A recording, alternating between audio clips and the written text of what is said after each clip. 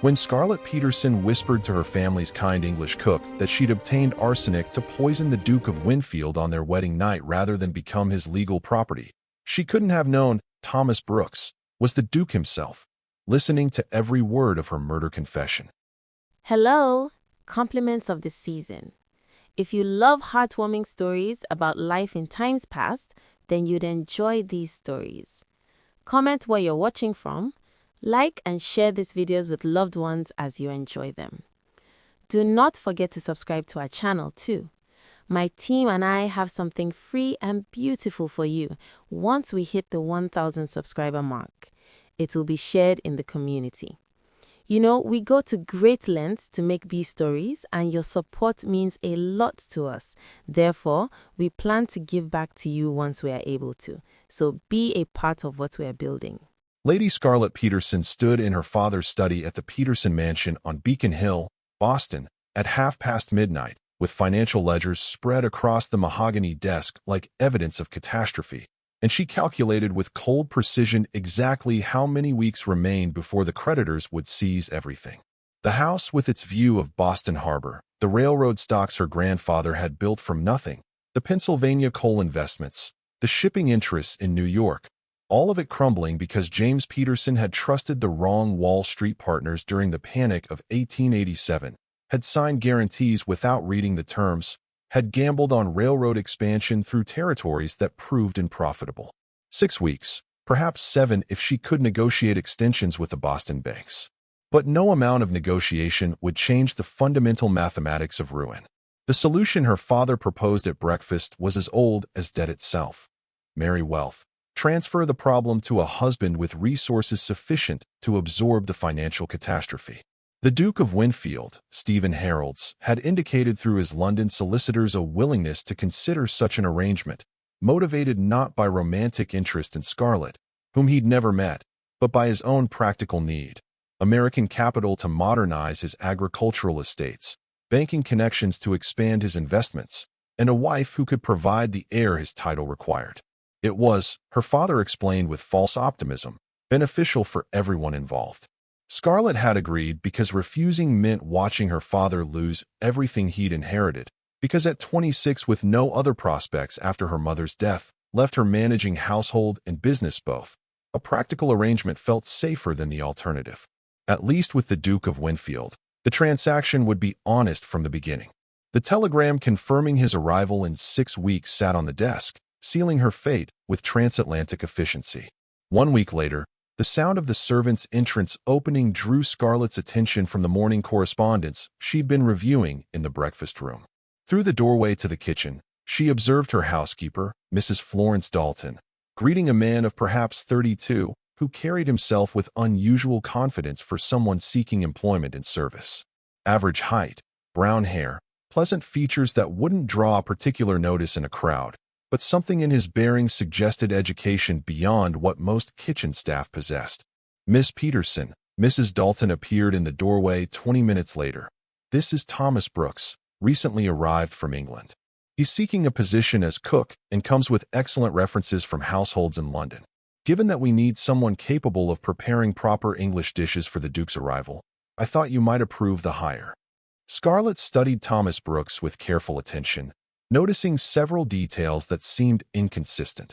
His posture too confident, his hands too well maintained for someone who'd spent years in kitchen labor, his speech when he greeted her carrying an educated precision that suggested considerably more schooling than most men in his position would have received. Your references are from aristocratic households, Mr. Brooks. Why seek employment in Boston rather than remaining in England, where such experience commands premium wages? I wanted to see America, Miss Peterson, Brooks replied, his eyes meeting hers with unusual directness for a servant. And I thought my skills might prove valuable in a household preparing to receive an English duke. I understand the particular expectations of such guests. Something in his phrasing triggered unease Scarlett couldn't quite identify, but she nodded approval.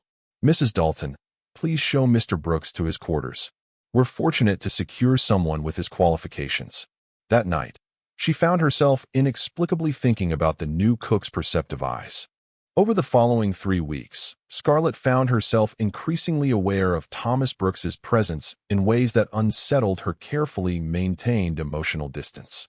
He was everywhere, in the kitchen preparing meals that somehow always appeared when she needed them most, in the servants' hall discussing household operations with insight that seemed unusual for his position, and most surprisingly, in the library late one evening when she'd gone seeking solitude. "My apologies, Miss Peterson," Thomas said, rising from a chair near the window. "Mrs. Dalton mentioned you kept reference books on American railroad management here. I was curious about the industry, but I'll leave if you need privacy." "Don't be ridiculous," Scarlett heard herself saying. "The library exists to be used, Mr. Brooks. What aspect of railroads interests a cook?" What began as polite conversation extended past midnight. Thomas asked perceptive questions about track gauge standardization, about labor management in the Pennsylvania coal fields, about financial structures that made railroad expansion possible. He quoted political economists with perfect accuracy, discussed congressional debates over interstate commerce with remarkable knowledge, and listened to her explanations with the kind of engaged attention she'd never received from her father's business associates, who dismissed her insights despite her management keeping Peterson Railroad solvent. "You're remarkable, Miss Peterson," Thomas said finally, his voice holding genuine admiration. "The way you understand both practical operations and financial theory. The Duke is extraordinarily fortunate, though I suspect he doesn't yet comprehend exactly how fortunate." These kitchen conversations became nightly occurrences. Scarlett shared her fears about losing autonomy in marriage, her cynicism about aristocratic men after watching her father's partners exploit his trust. Thomas offered carefully edited truths about loss and responsibility that made her feel understood for the first time in years. Will Scarlett discover Thomas's true identity before it's too late? Subscribe to find out what happens when the cook she's falling for turns out to be the Duke she's planning to poison. 3 days before the Duke's scheduled arrival, Scarlett found Thomas in the kitchen at 2 in the morning, preparing bread with methodical precision that suggested he needed the work to calm troubled thoughts. She'd been crying, and her carefully maintained composure finally shattered when he looked up with concern and offered her whiskey without asking questions. "Thomas, I need to ask you something terrible," she began, the words emerging with effort. "You've been kinder to me than anyone in my life, so I'm trusting you with something that could hang me." She revealed everything. The arsenic she'd obtained through connections to apothecaries, her plan to poison the Duke's wedding night brandy, her intention to flee to San Francisco with her inheritance before authorities discovered the death. She'd rather live 5 years in freedom before hanging than endure 50 years as legal property. "They call it marriage, but it's enslavement with a different name," Scarlett continued, her voice shaking. "Victorian law transfers everything I am to him, my money, my body, my will. He can beat me, control me, squander everything I've protected, and the law calls it his right as husband. So yes, Thomas, I'm planning murder. And I'm not sorry." Stephen felt his world collapsing.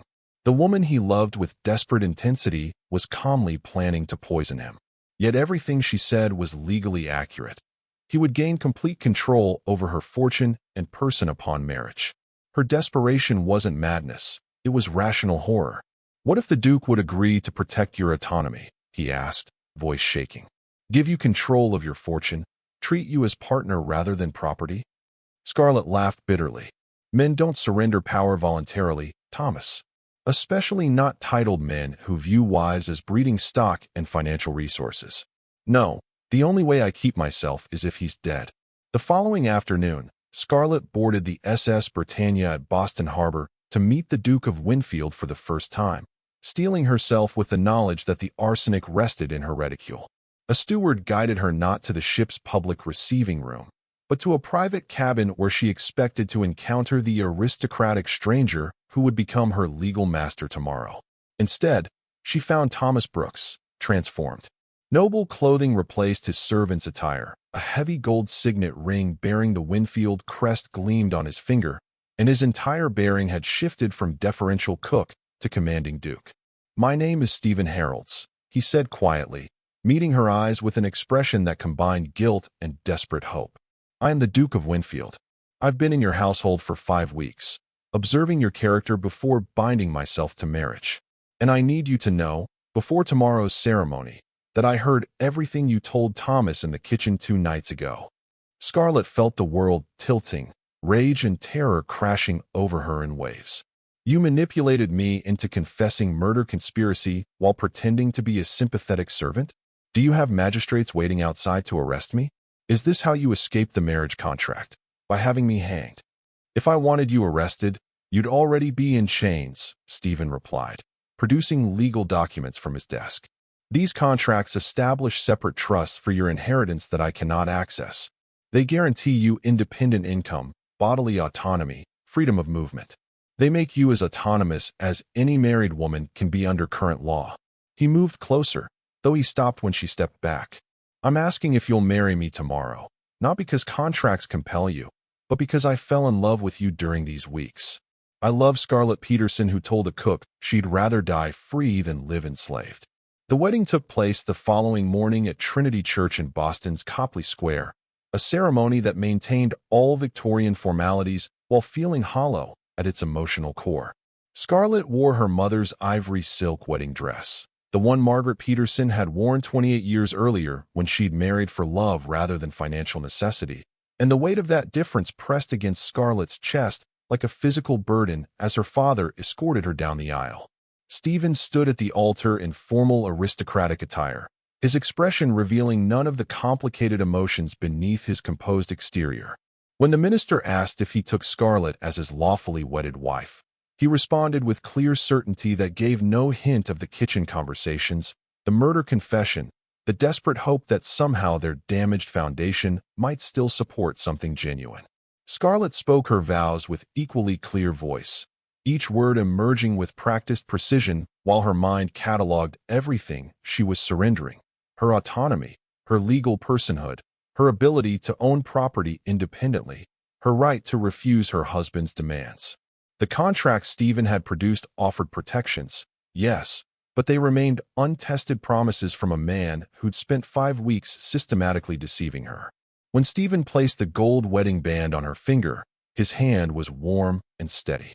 When the minister pronounced them husband and wife, his kiss was brief and formal, appropriate for public witness, but containing none of the intimacy their late-night conversations had promised might be possible. The wedding breakfast at the Peterson mansion proceeded with champagne toasts and congratulations from Boston society, who saw only a brilliant match: American railroad money marrying English aristocratic title. None of them knew about the arsenic that still rested in Scarlett's reticule, or the betrayal that poisoned every formal smile. Their wedding night will determine everything. Will Scarlett use the poison, or will love survive deception? Subscribe now. You won't believe what happens next. They returned to the rented Beacon Hill mansion as evening shadows lengthened across Boston Harbor, both silent during the carriage ride, both acutely aware that they were finally, dangeringly alone. Stephen dismissed the servants for the evening, and Scarlett felt her heart hammering as she climbed the stairs to the bridal suite where her belongings had been moved that morning. She found Stephen already there, standing by the window overlooking the harbor, still in his formal wedding attire. Without speaking, Scarlett moved to the sideboard where brandy had been arranged, poured 2 glasses with deliberate precision, then reached into her reticule and withdrew a small vial of white powder. "This is arsenic," she said clearly, meeting Stephen's eyes as she visibly added the powder to both glasses, dividing it equally. "You said you'd give me autonomy. Prove it. You drink first, or I drink first, your choice.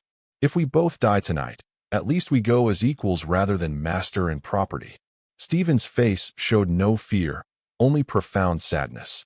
He crossed to her, took one of the poisoned glasses, and without hesitation drank the entire contents. "If you've decided you'd rather we both die than build something together, I'll respect that choice. But Scarlett, I'm asking for something different. Put down the poison and let me spend the rest of our lives proving that marriage doesn't require your erasure." Scarlett felt tears streaming down her face as she set down the untouched second glass. "It's not real arsenic. I substituted sugar this morning. I couldn't go through with killing you because Thomas showed me that maybe partnership is possible.